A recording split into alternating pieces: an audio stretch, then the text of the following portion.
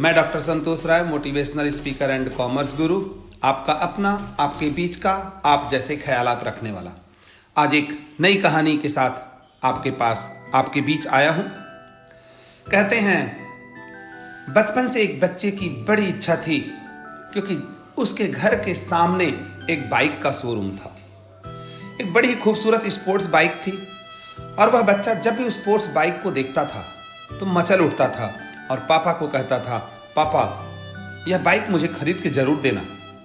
और उसके पापा उसे बार बार यह रिप्लाई दिया करते कि तुम 10th अगर अच्छे मार्क्स के साथ पास हो जाओगे तो तुम्हें यह बाइक खरीद के मैं दूंगा।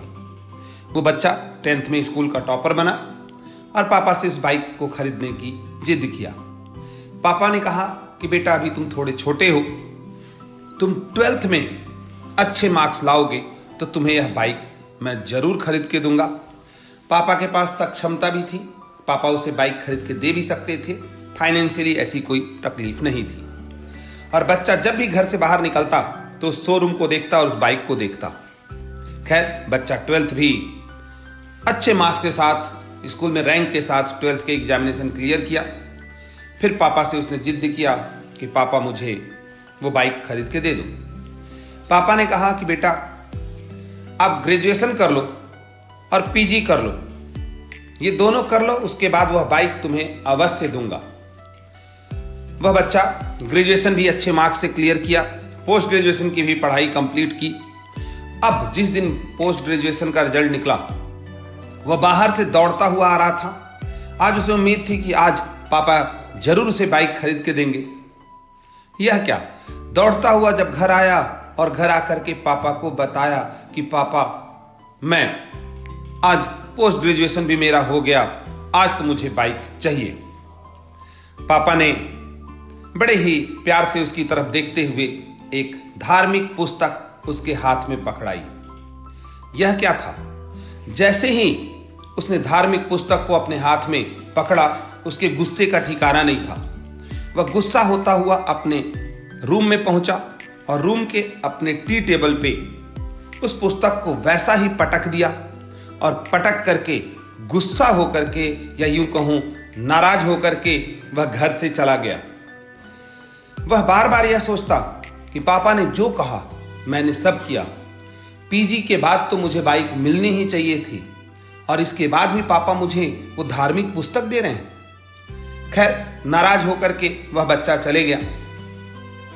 घर से दूर रहने के साथ साथ वह जहां भी रहता था पापा की खबर रखता था, लेकिन रहता पापा से दूर था।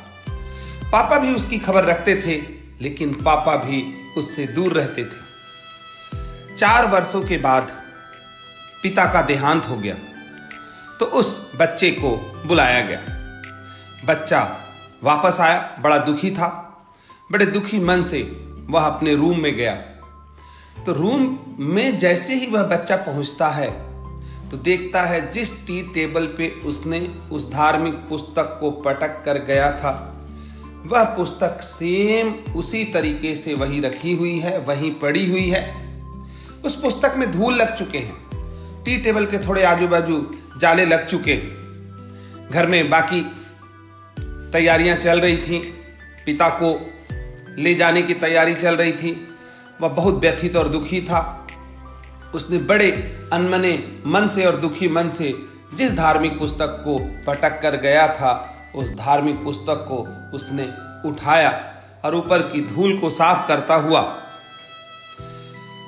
जैसे ही उसने पन्ना पलटा तो देखा कि उस पुस्तक के अंदर एक 4 वर्ष पुरानी रिसिप्ट्स यानी बिल रखा हुआ है, जो उस बाइक को खरीदने का बिल था। और उस बुक के अंदर ही एक की रखी हुई है, एक चाबी रखी हुई है, जो उस बाइक की चाबी थी। पापा उसे एक सीख देना चाहते थे कि बेटा जिंदगी में कितने भी आगे बढ़ जाना, अपने धर्म संस्कार और अपने भगवान अल्लाह को कभी न भूलना। उस वजह से उन्होंने उसे गिफ्ट में वह धार्मिक पुस्तक भी दी थी। अब क्या था, बच्चा जोर जोर से रोने लगा जैसे कोई छोटा बच्चा रोता है। कई बार दोस्तों यह कहानी आपको उस तरफ ले जा रही है। कई बार हम पर्दे के इस तरफ देखते हैं, पर्दे के उस तरफ नहीं देख पाते हैं। कई बार हमारा देखने या सोचने का नजरिया गलत होता है और जब कुछ गलत हो जाता है तो बहुत देर हो जाती है। वह बच्चा भी अपने पिता को न समझ पाया और उसके बाद वह बच्चा अपने आप को ढंग से माफ न कर पाया। आज भी पापा के फोटो के सामने वह बच्चा बहुत दुखी होता है, बहुत रोता है कि पापा मैं आपकी भावनाओं को समझ न पाया। पापा अगर आपके कभी ना बोलते हैं या नहीं बोलते हैं तो उसके पीछे की गहराई को हमें समझना है, उस पीछे की सोच को हमें समझना है और उसके बाद अपने निर्णय लेना है। All the best, good luck.